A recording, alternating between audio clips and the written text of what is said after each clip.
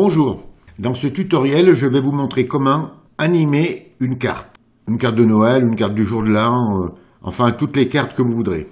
Alors moi je vous conseille quand vous faites une animation comme ça d'animer qu'un seul sujet pour la première fois. Après, quand vous aurez compris le système, vous pourrez en animer plusieurs. Mais il faudra bien les synchroniser.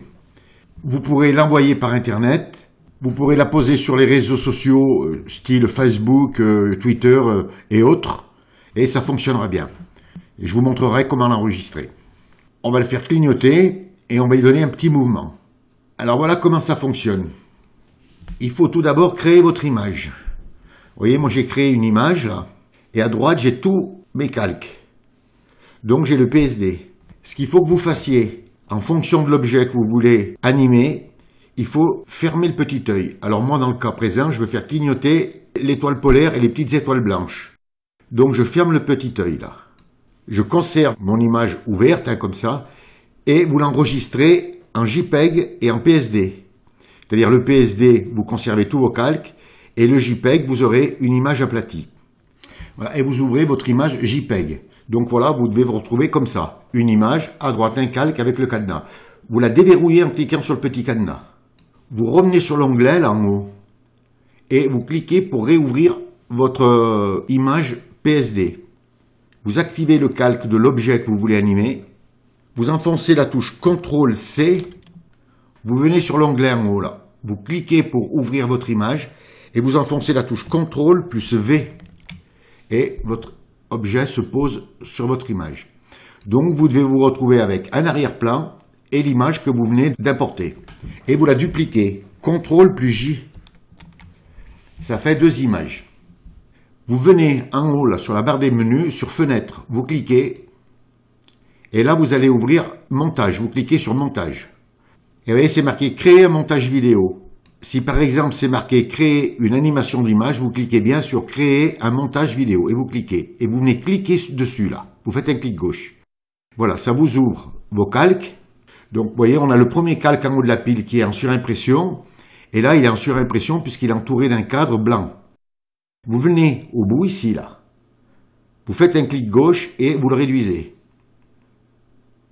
Et vous le mettez à peu près à 15, 0, 0, 15.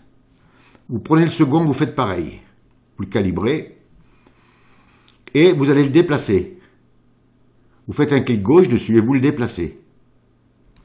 Vous déplacez un petit peu le premier aussi. Voilà, à peu près comme ça. Vous venez sur le calque du bas de l'arrière-plan et vous faites pareil. Vous faites un clic gauche et vous allez l'amener à peu près à ce niveau. À peu près, je vais le mettre à 2,05. Vous le mettez à 2,05 et vous cliquez. Mais vous pouvez le faire à l'œil, c'est pas grave. Là déjà, si vous venez sur le petit triangle là, que vous cliquez, et déjà ça va clignoter.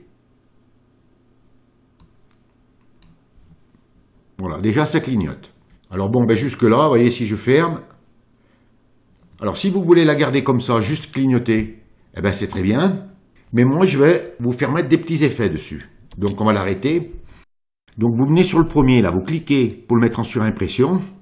Vous venez sur le petit carré, là. Vous faites un clic gauche. Ça vous ouvre une fenêtre des transitions. Vous venez sur fondu, là. Vous faites un clic gauche et vous faites glisser la fondue. Quand vous arrivez sur votre calque, ça fait un petit rectangle noir et vous lâchez. Vous faites pareil à la seconde. Vous cliquez dessus pour l'activer. Vous revenez sur le petit carré. Vous cliquez sur fondu. Clic gauche. Vous faites glisser. Et vous lâchez. Vous faites un petit clic à l'extérieur de la sélection pour fermer la fenêtre. Et vous pouvez appuyer sur la barre espace du clavier pour redémarrer. Et voyez, regardez, ça y donne un effet. C'est moins direct l'éclairage. Voilà, donc barre espace pour arrêter. Maintenant, si vous voulez, par exemple, lui donner un petit mouvement vers le bas et vers le haut. Vous venez sur le premier calque, là, vous cliquez pour le mettre actif et en surimpression, et vous cliquez sur le petit triangle, là. Vous faites un clic gauche. Ça vous ouvre une fenêtre, aucun mouvement. Vous cliquez dans la fenêtre. Et là, vous allez cliquer sur rotation. Faites un clic gauche. C'est marqué sens horaire. Vous le laissez, et vous décochez redimensionner pour remplir la zone de travail. Voilà, plus d'astérix. Et vous faites un petit clic en dehors de la sélection pour fermer la fenêtre. Vous venez sur le deuxième calque, vous cliquez dessus pour le mettre actif, vous cliquez sur le petit triangle, même chose, aucun mouvement, vous cliquez, et rotation. Mais cette fois-ci, vous cliquez là, sens horaire, et vous cliquez sur sens anti-horaire. Et vous n'oubliez pas de décocher la petite case là. Vous cliquez en dehors de la sélection pour fermer. Et là, vous mettez barre espace, vous enfoncez et ça repart. Alors, il faut lui laisser le temps de se calibrer. Quand les deux traits seront joints, voilà. Et c'est parti. Donc, je ferme. Et voilà. J'ai animé une carte assez facilement et assez rapidement. Alors, une fois que vous l'avez terminé, que vous avez fait ce que je viens de vous montrer, vous donnez le mouvement ou vous ne le donnez pas. Maintenant, il va falloir l'enregistrer. Alors, pour l'enregistrer, donc je vais l'arrêter. Vous venez en haut sur Fichier, vous cliquez et vous venez sur Exportation. Et là, vous allez cliquer sur Enregistrer pour le web et vous cliquez. Ça vous ouvre cette fenêtre et voyez, ça va se télécharger là. Alors, ça va assez vite. Hein. Alors, à droite là, vous vous assurez que vous soyez bien sur GIF. Voilà. Si je clique, ça m'ouvre la fenêtre. Là, vous mettez bien sur GIF. Vous touchez à rien. Vous descendez tout doucement. Et là, vous voyez, c'est marqué option de boucle. Une fois, vous cliquez et vous mettez sur toujours. Et vous cliquez sur enregistrer. Ça vous ouvre votre dossier. Vous cherchez le dossier où vous voulez le mettre. Vous le nommez et vous cliquez sur enregistrer. Et vous attendez. Vous voyez, ça va assez vite. Hein. Et voilà, elle est enregistrée. À partir de là, vous venez sur votre dossier où vous l'avez mis. Vous faites un double clic. Et voilà, votre carte s'ouvre et elle fonctionne bien.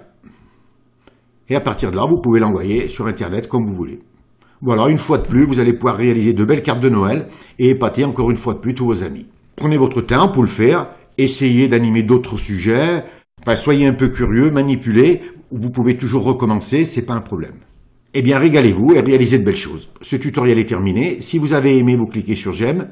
Si vous avez des questions, n'hésitez pas à les poser. Abonnez-vous à la chaîne. Je vous dis au revoir, merci et à bientôt pour un nouveau tuto.